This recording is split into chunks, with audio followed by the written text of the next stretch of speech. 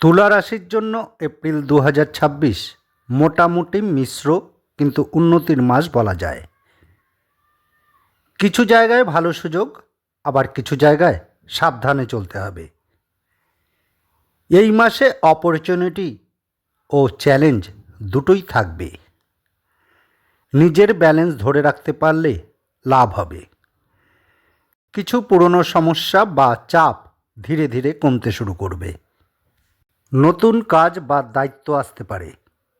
ধীরে ধীরে steady growth হবে। শত্রু বা কম্পিটিশন থাকলে তাদের হারানোর সুযোগ পাবেন। 2 এপ্রিলের পর কাজের ক্ষেত্রে এনার্জি বাড়বে।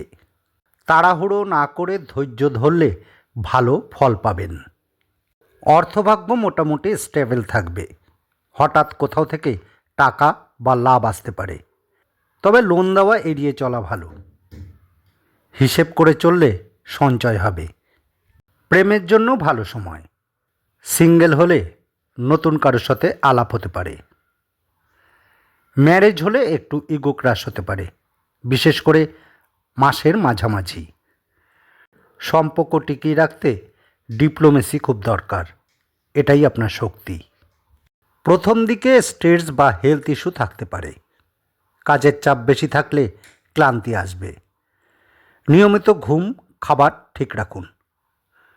এই মাসে আপনার গুরুত্বপূর্ণ দিন 6, 13, 15, 6, 13, 15। সংক্ষেপে বলি, এপ্রিল 2026 কাজের উন্নতি, সম্পর্কের পরীক্ষা, আর্থিকভাবে মোটামুটি ভালো, ধৈর্য রাখলে বড় লাভ।